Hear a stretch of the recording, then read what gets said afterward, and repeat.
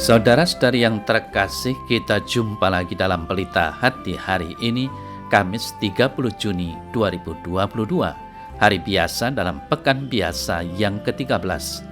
Bersama saya Romo Thomas Suratno SC dari Paroki Cilandak, Jakarta Selatan, mendengar dan merenungkan Sabda Tuhan, yakni firman Tuhan yang tersurat dalam Injil Matius, bab atau pasal 9, ayat 1 sampai dengan ayat 8.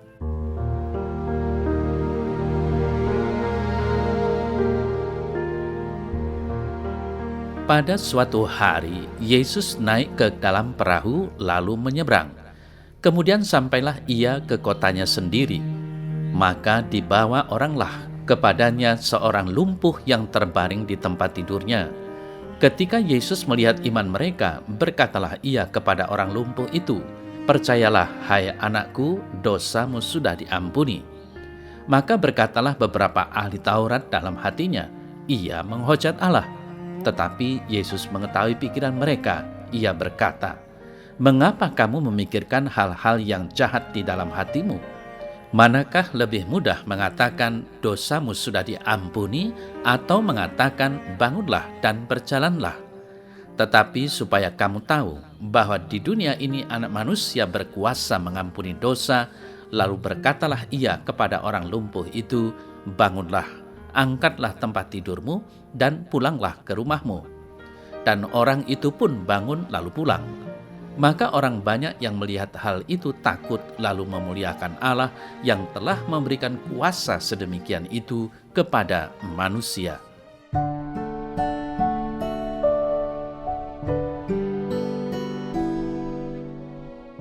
Saudara-saudari yang terkasih, pada suatu kesempatan saya berbincang-bincang dengan seorang umat. Dia banyak bertanya tentang iman Katolik, antara lain, "Romo, siapa yang sebenarnya memiliki kuasa untuk mengampuni dosa manusia?" Saya menjawabnya, "Tuhanlah yang memiliki kuasa untuk mengampuni dosa-dosa kita." Dia bertanya lagi, "Mengapa kita harus mengaku dosa kepada Romo? Mengapa tidak langsung saja mengaku dosa kepada Tuhan karena Dialah yang mengampuni dosa kita?" Saya menjawabnya, memang Tuhan yang memiliki kuasa untuk mengampuni dosa manusia. Tetapi Tuhan Allah melalui Yesus Putranya melimpahkan kepada para muridnya kuasa yang sama untuk mengampuni dosa. Saya melanjutkan penjelasan yang lebih mendalam sehingga dia memahaminya. Meskipun saya merasa bahwa dia masih banyak pertanyaan lainnya. Saya punya keyakinan bahwa katekese di dalam gereja Katolik, persiapan pembaptisan dan mistagogi, bahkan rekatekumenat memang perlu dihidupkan dan dilakukan terus-menerus di dalam gereja. Saudara-saudari yang terkasih, menurut katekismus gereja Katolik dikatakan bahwa hanya Allah yang mengampuni dosa. Yesus bersabda, "Dosamu telah diampuni," semata-mata karena Dia adalah Putra Allah. Imam dapat mengampuni dosa sebagaimana Yesus lakukan karena Yesus sendiri memberi wewenang kepada para imam tertahbis. Memang banyak kali kita tanpa sadar membuat pembenaran-pembenaran, rasionalisasi atas dosa-dosa kita dan menaruhnya di tempat tersembunyi. Maka Tuhan lebih menghendaki agar kita berani mengatakan dosa-dosa kita dalam pertemuan pribadi dengannya. Tidakkah Yesus berfirman bahwa Yesus yang bangkit mulia berkata kepada para muridnya, "Jikalau kamu mengampuni dosa orang, dosanya diampuni. Dan jikalau kamu menyatakan dosa orang tetap ada, maka dosanya tetap ada." Yohanes 20 ayat 23.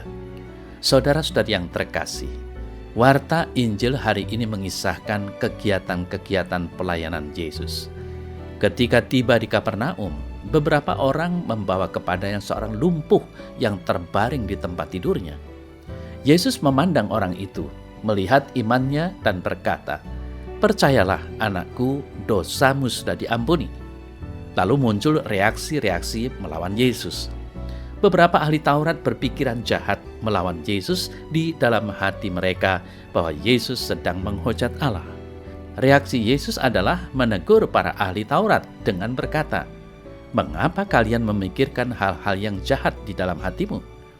Tetapi supaya kalian tahu bahwa di dunia ini Anak Manusia berkuasa mengampuni dosa, lalu berkatalah ia kepada orang lumpuh itu, bangunlah, angkatlah tempat tidurmu, dan pulanglah ke rumahmu.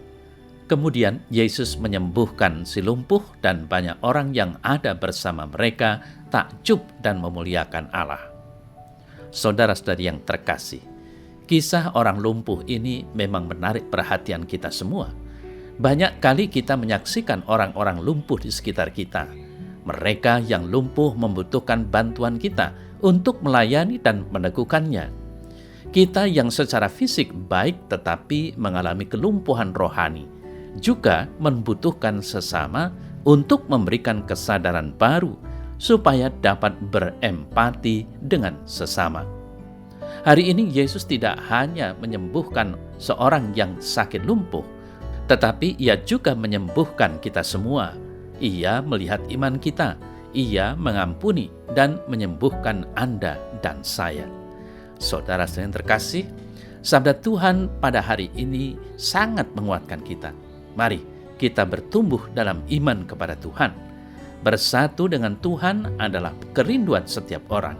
Tuhanlah yang mengampuni dan menyembuhkan kita semua. Hari ini kita sungguh disegarkan oleh sabda Tuhan, karena Tuhan mengampuni dosa dan menyembuhkan sakit penyakit kita.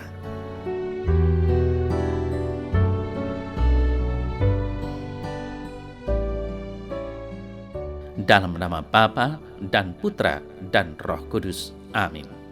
Ya Tuhan Yesus, terima kasih atas pengampunan yang Engkau berikan kepadaku hari demi hari. Terpujilah Engkau kini dan sepanjang segala masa. Amin. Semoga Allah yang Maha Kuasa memberkati saudara dalam nama Bapa dan Putra dan Roh Kudus. Amin.